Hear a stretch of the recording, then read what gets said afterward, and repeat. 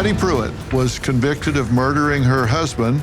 Patty spent 38 and a half years for a crime she has always maintained she did not commit. Finally, a free woman. You literally had 2 hours warning before you walked out that prison door? I walked out in prison clothes. We were told it was burned in a fire, it was lost. They actually found it. They did a testing for gunshot residue. Her hands were clean. Dr. Phil, I have children. I can never give up.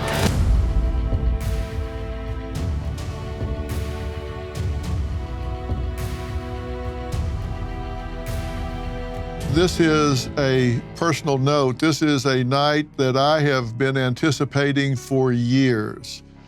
Patty Prewitt, a woman who has become a symbol of resilience and hope, is finally sitting in her own home, not behind prison bars, but as a free woman.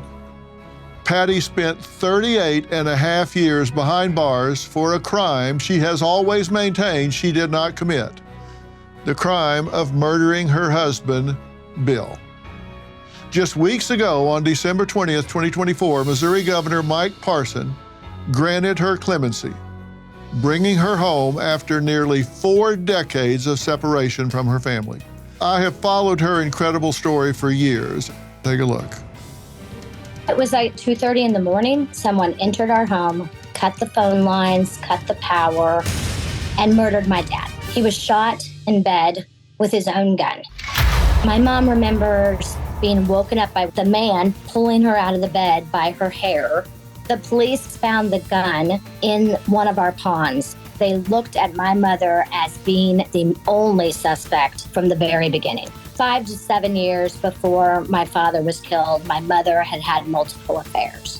The police used Mom's affairs against her during her trial for murder. My mother was portrayed as a loose woman with loose morals. She was found guilty of capital murder in the 1st degree, and then they sentenced her to life with no parole for 50 years.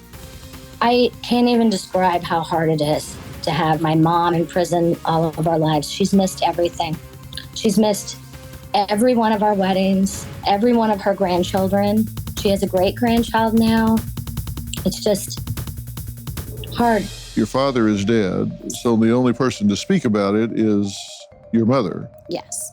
And she, of course, says, and has always said, she didn't do it. The theory was she did it, she pulled the trigger. Yes.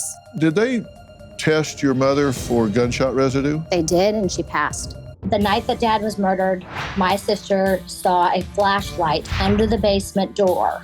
Somebody else was in the basement of the house with that flashlight. My sister did tell the police that when they interrogated all of us, no one seemed to believe any of us, and Mom was convicted. Patty has maintained her innocence. She is joining us on the phone from the Women's Eastern Reception Diagnostic and Correctional Center in Missouri. So the intruder that you say was there grabbed you by the hair, dragged you out of your bed, and what happened then? This man, this stranger, pulled off my bottoms and he raped me. Were you aware that your husband had been shot at that point? No, not at all. There were phone cords that were cut, the lights that were shut off at the breaker. They didn't test that to see if there were fingerprints there.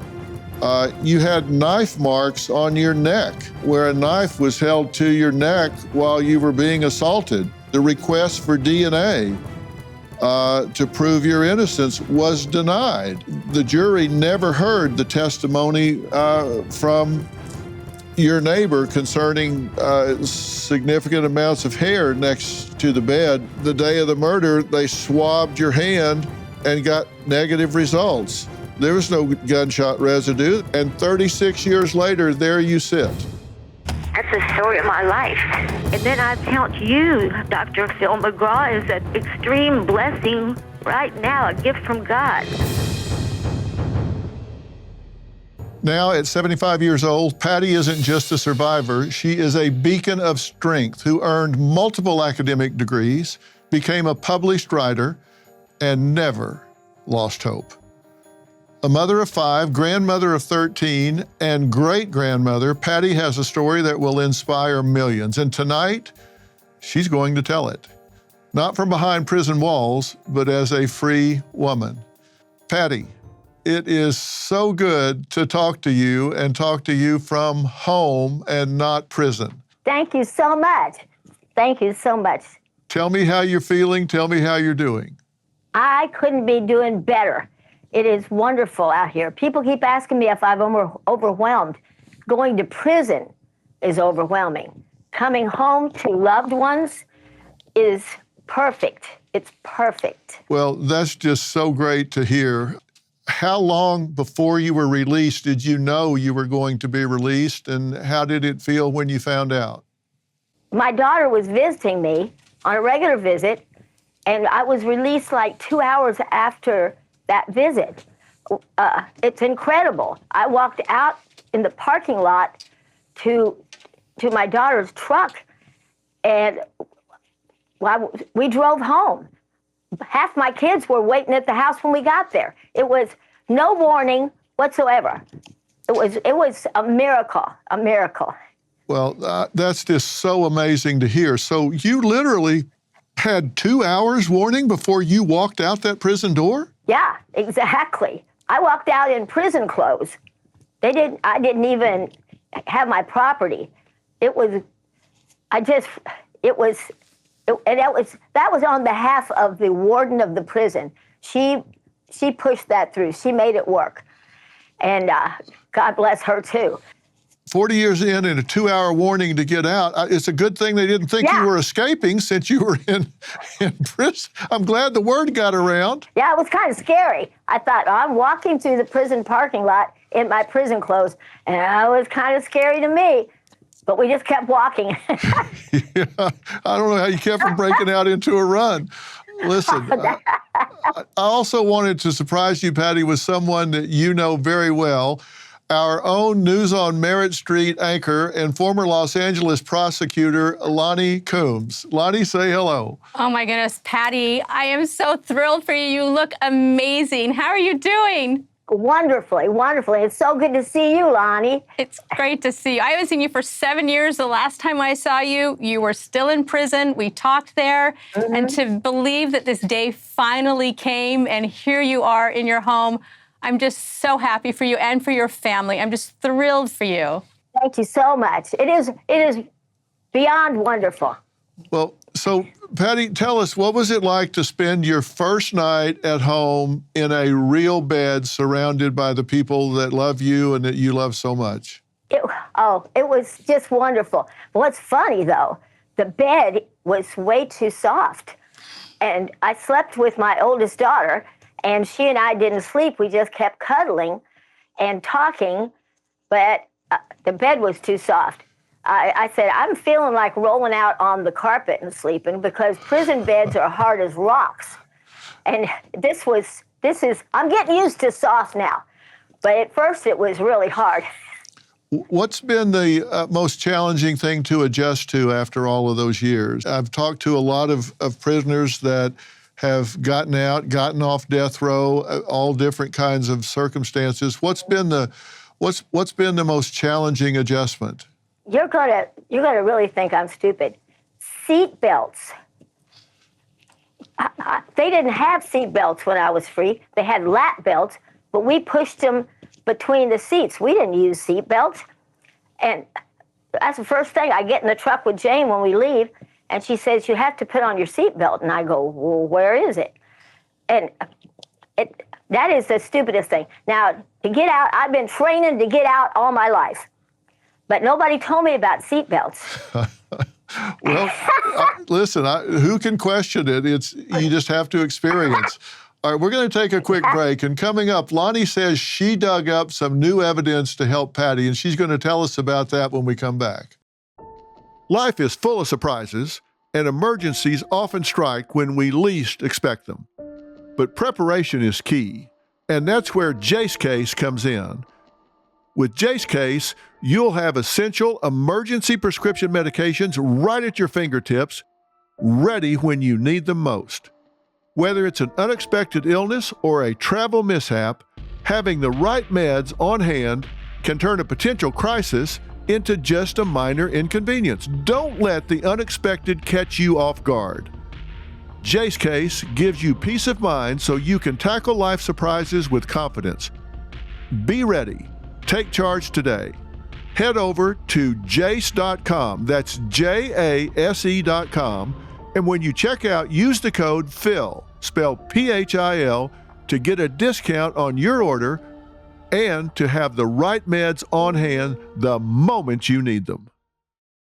Well, we're back. I'm here with Loni Coombs, one of our news anchors here at Merit TV, and we're talking to Patty Prewitt, who we both know, who we've both worked with separately and together, actually. Patty is the longest-serving female inmate in Missouri prison history, if I'm correct. Mm-hmm. Loni, is that right? Mm-hmm, that's right. And Patty was convicted of murdering her husband and has served 38 and a half years, almost 40 years. I think wrongfully convicted, frankly. I don't think she ever had a fair trial. I think it was very biased. But she has now received clemency and is at home with her family. And Patty, we are so excited about that. I know you are. And you've had to make some adjustments. But what's it been like to spend time with your family and to get to just relax, kick back, not be in a hurry, and bond with them again? In prison, you get one brief hug at the beginning of a prison and one brief hug, and I'm talking brief, like 1 second. We're hugging fools now. We're absolutely hugging all the time. I can't get enough hugs from my grandkids, my kids. I would hug people in the grocery store, but I try to refrain. I'm a hugging fool. I'll bet so. Loni, you had a million questions for Patty. Yeah. I am sure, Patty, with that physical contact, it's supposed to be so wonderful of all those years of having that denied, right? I also think of all the things that have changed since you went into prison. I mean, Ronald Reagan was president when you went into prison. I think about that, and now there's so many changes, like technology has changed, the internet has changed. Have you even tried to get onto a computer and look at the internet or anything like that? I'm all over it. The Miracle of Innocence Project bought me this smartphone, and first I thought it was smarter than me, but I've got a handle on it now.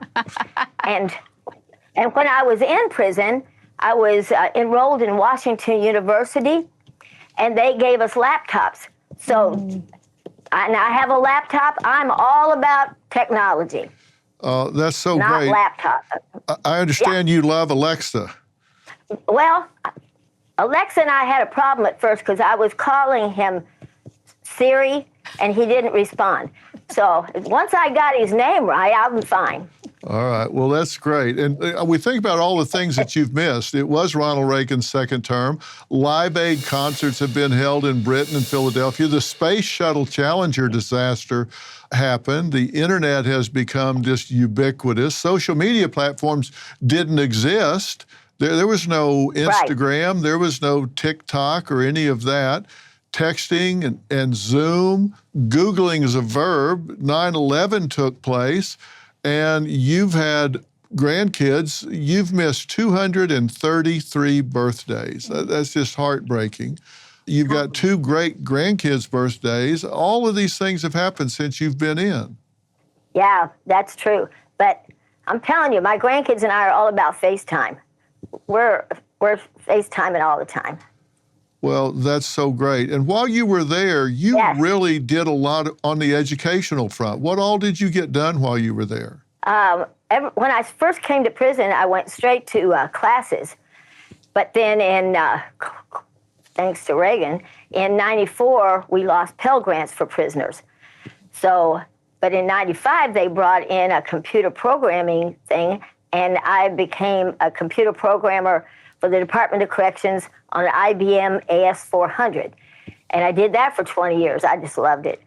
And then I got my certificate to be a group exercise instructor and a personal fitness trainer. Whatever they've got offered, if I'm eligible, I took it. Well, I understand you're just 6 credits from having a humanities degree. Is that right? Yeah, I know. I can't wait. That's just amazing. So you're not supposed to ask a lady how old they are, but how old are you now? I'm 75 and a half. All right, so you're counting it close. So what goals have you set for yourself now that you're out? I want to be an advocate for like innocence projects. Here at UMKC, they've got the Midwest Innocence Project, and advocate for Miracle of Innocence, advocate for Washington University's prison education program, and advocate for prison performing arts group out of St. Louis. All these things are wonderful groups. They help prisoners. People think prisoners are awful. Turns out there's so many good women in prison, and they deserve a break. They deserve an education.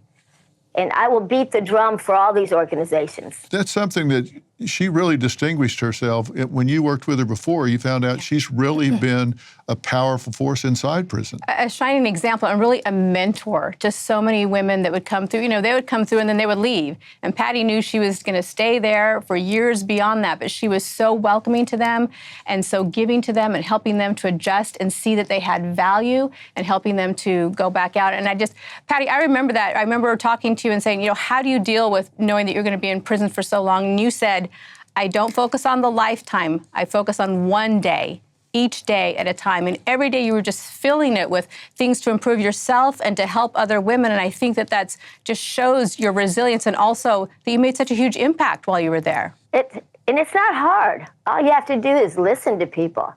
You know, just love them. Everybody needs love. It can be hard if you let it, and you certainly didn't. And when we come back, we'll hear from Patty's daughter, who was 16 years old when her mother was incarcerated for her father's murder. I'm really interested in what her experience has been since her mother walked out that prison door with 2 hours' notice. We'll talk to her next. When Patty Prewitt was incarcerated, Jane, her daughter, was only 16 years old. She stepped into a mother role for her younger siblings and an advocate for Patty's freedom. And she's joining us virtually. Jane, it's so good to talk to you. Hi. I'm really curious how you feel having your mother home and all of your work, all of your hopes, all of your dreams coming true with having her home. It's been amazing, of course. I was at the visiting room with her when we received word. They just kind of had us exit the visiting room together, and then we got to hang out in a conference room for a couple hours. And then while they did all the paperwork and got everything sorted out, and then we couldn't believe it that we were getting to walk out together, and it's been great. We've had a few weeks of just as much as we want of each other, which is great. That is great. And you really worked to help your mother fight for her innocence. What all did you do? I tried early on before internet and everything. We just had paper petitions. So my mom's sister, my Aunt Mary, and I would try to get as many signatures as we could to get whatever governor was in office to hear us. And then as time went on with the internet, it was much easier through social media and websites that take care of that.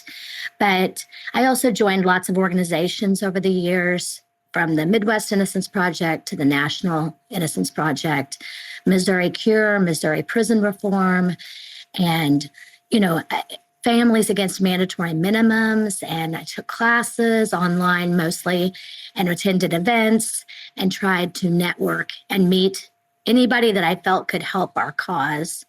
And I tried to do whatever Mom's attorney, when Brian Reichart came onto the case 14 years ago, from that point on, he was someone that could give me assignments or help me know what he would need help with. Why did you maintain your belief so deeply in your mother's innocence? I always believed her, and I always believed my younger sisters that they saw a flashlight under the door. I also saw Mom's bruised body. I saw horrible bruises from her hip bones to her knees. She was definitely hurt that night and had knife marks on her neck. And then we were also harassed at the house after Dad was gone. We had some scary things in our lives, and it all was part of, what we were going through together. Well, Loni, you did a really deep dive on this case. And what evidence did you find that was said to be lost? Yeah, Dr. Phil, we came onto this case about 7 years ago. And the Innocence Project recommended it as a case that was really important and should be looked at as a wrongful conviction case. And we did a lot of different things to try and determine really, innocence or guilt, how we could prove that. And it got to the point where we could not come up with anything definitive. And we realized really Patty needed something new, right? A new piece of evidence to try and take to court and get a new trial, if anything. And so we asked, what about DNA testing? Now we could be doing DNA testing on this stuff. And the attorney, Brian, said, oh no, we were told all of the physical evidence was destroyed. Not just us told that, but for decades, Patty's attorneys had been told all of the physical evidence was destroyed. And I remember one night, late night, in the hotel room with the showrunner of our docuseries saying, what can we do? And I said, you know what? We can't give up. I've heard this over and over again. Evidence was destroyed. It was burned in a fire. It was lost. Don't believe that. Be relentless and try and find it.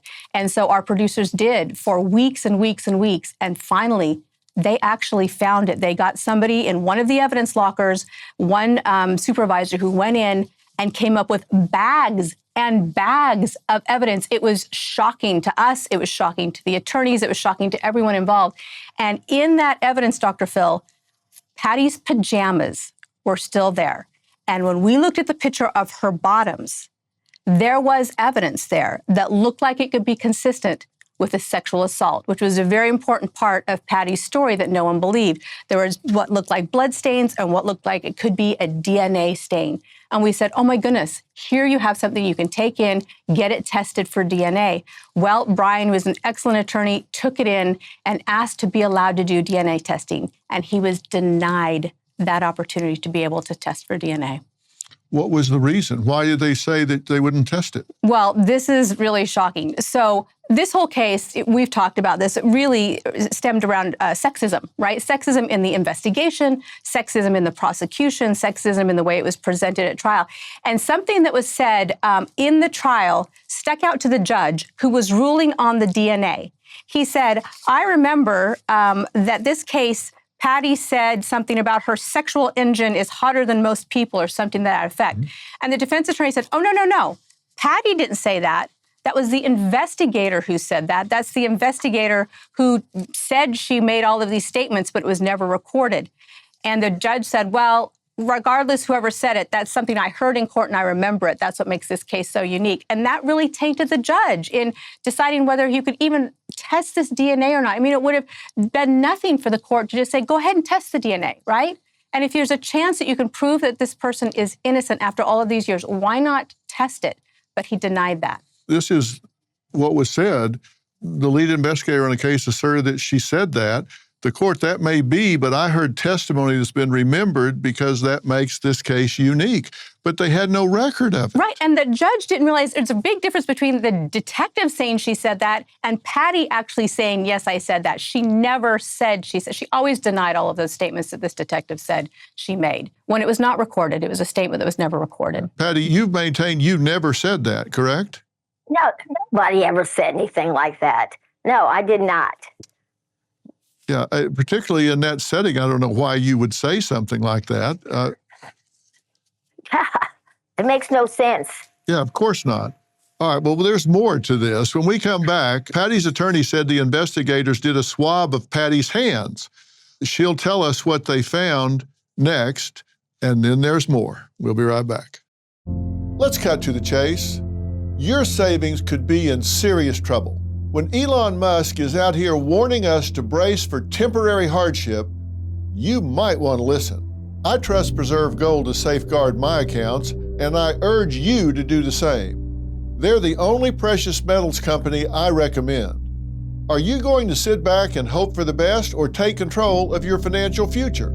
Text Dr. Phil to 50505 to get your free precious metals guide from Preserve Gold. With gold prices recently breaking records and analysts predicting this trend to continue through 2025, you cannot afford to wait. As a bonus, you can get up to $15,000 with a qualified purchase from Preserve Gold. So don't wait. Text Dr. Phil to 50505. That's DRPHIL to 50505 today. Well, Patty Prewitt has been released from prison, and we are so excited about that after nearly 4 decades behind bars. I personally think that's 4 decades too late. I don't think she should have ever gone to prison to begin with. She was convicted in 1986 for the murder of her husband, a crime she has consistently denied committing. Despite her release, Patty faces the constraints of lifetime parole, a condition that brings both relief and challenges for her. Loni Coombs is joining me, former LA prosecutor who has really taken a deep dive on this case. She and I have worked on it together and separately. And Loni, I think that this was a very prejudicial prosecution. I mean, the prosecutors are intended to seek justice, not convictions. Fair statement? Absolutely. Absolutely. And I think that this was a very tunnel vision prosecution. I think Patty seems to be the only one they ever looked at. Mm-hmm. And the prosecutor seemed to me to be very misogynistic and made comments to the jury that I thought were prejudicial against Patty, who had affairs in her marriage earlier on. She and her husband had gotten past that, but I want to take a look at some of the things the prosecutor said to the jury. These are the prosecutor's argument for Patty's guilt, among other things. He said, the dignity of the institution of marriage requires a conviction. Now, what does that have to do with somebody being shot or not? The dignity of the institution of marriage requires a conviction. A conviction for murder. For murder. For murder. Yeah. I mean, how does the judge even allow that? He says she defiled his home with those lovers when children were there. She abandoned her duties as a mother of her children. He goes on. She was motivated by sheer greed and sexual lust and had been for years. She pursued one sleazy affair after another, 2 at a time. And when you look at those things, not one of those statements had anything to do with she picked up a gun and shot this man. That's right. That's right. They literally just painted her as this evil woman. And apparently that worked in Missouri in the 80s. You know, we talked to Patty's trial attorney and we said, what happened in the trial? And he said, Patty was convicted of adultery. That's what she was convicted of. He said in the 80s in Missouri, it was more like the 50s for women. And he said as soon as that jury heard about the affairs, which the prosecution put on ad nauseum, that was it. She was immoral, therefore she was guilty. And they had what they considered physical evidence. They had a boot print. Mm-hmm. And the boot print by the pond, there was a pond where a gun was found. Right. And there was a boot print there. One boot print. Mm-hmm. Unless Patty is a pogo stick in disguise, how did one boot print get there unless it had been there a long time and the others washed away? How did they determine this is part of the fact pattern for the night of the murder? Yeah, it didn't really make sense. So there's a pond on the Prewitt land, and that's where the murder weapon was found, which, by the way, Patty told the police that they had 2 guns and one was missing, and that ended up being the murder weapon. It was in the pond. They said there were boot prints around the edge of the pond, which matched some boots of Patty's. Well, that makes sense. She lives there. She's gone into the pond before. But there was one boot print that matched her boots that was near to where the gun had been lodged in the pond. The interesting thing, Dr. Phil, not only was it just one boot print, like you said, how there's only one boot print up there, but they dredged that pond to find the gun. It was so muddy, they had to build a bridge to be able to walk out to that boot print. If it was that muddy, if she'd been in that with those boots would have been soaked and caked with mud inside and outside. They probably would have stuck in the pond. It doesn't even make sense. Well, let's look at the boots. If we look at the shoestrings, there's no mud on the shoestrings. If we look on either one of them, there's no mud on the shoestrings. Then here's the top of the boots, the white packing, there's no mud on that. The toes of the boots, there's no mud above there's just on the bottom. They're clean, yeah. Yeah. How do you, it just doesn't make sense. It does not add up. No, and they had a friend, a neighbor who came over to get some clothes and shoes for Patty and her kids, because of course they just ran off in the middle of the night. She said she saw those boots. They were wet. So she didn't bring them to Patty, but she said she never saw mud like that caked on. She thought that the prosecution, when they presented it to the jury, they'd actually added some mud to it, because she said, I saw them that night. They didn't have mud on them. They were wet, but not muddy. And then she actually had some injuries, and they actually suggested they were self-inflicted. We'll talk about that after the break. Well, we're back with recently released Patty Prewitt, the longest-serving female prisoner in Missouri prison history. Her daughter Jane is here. Jane was 16 when Patty was incarcerated, and they've been really glad to see each other. Loni Coombs, anchor here for Merit TV News and former LA prosecutor, is joining me. Patty, when you hear us talk about this evidence, what's your reaction? What do you think about all of this when you hear us talk about it? You are all perfectly right. And unfortunately, during the trial, I was too stupid to know what was going on. I didn't get it. But in retrospect, I see everything that was done incorrectly, unfairly, and sexist, completely sexist, the entire trial. Well, I know it's got to be frustrating to you. And your story, of course, is that there was an intruder in the house. Jane, you say that your sister saw a flashlight under the door from the basement, and that your mother had injuries to herself that indicated that she had been assaulted. And there were injuries to your neck, Patty. Your recollection of this is that you were assaulted and a knife was held to your neck during that time. And this is why, Loni, DNA testing would be so important in all of this. That's right. So important. Now, mind you, back then in the 80s, there wasn't a lot of DNA testing done. But since then, we've seen how much it's advanced, and it could clearly be helpful throughout the years and the decades as Patty's attorneys were fighting for this. And they did a testing for gunshot residue, and the murder weapon was a shotgun. Mm-hmm. And we know that that kind of weapon has a lot of blowback. There's a lot of residue in the air that could be not just on the hands, but over the entire body in a closed space. That's right. And Patty was tested for that. For her hands. I believe her hands were tested. Right. And they were clean. Yeah.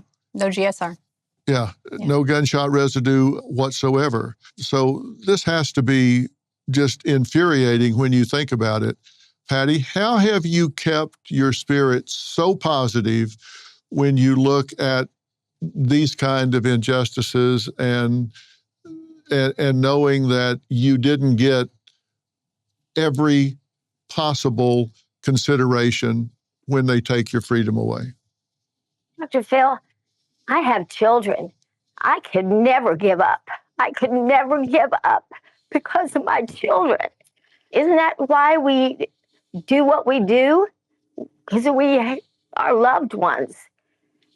So I could never give up hope. And I still to this day, expect to be exonerated somehow. Jane, how proud of your mother are you that she's maintained herself and continues this fight? Unbelievably proud. She has stayed so strong and helped so many others.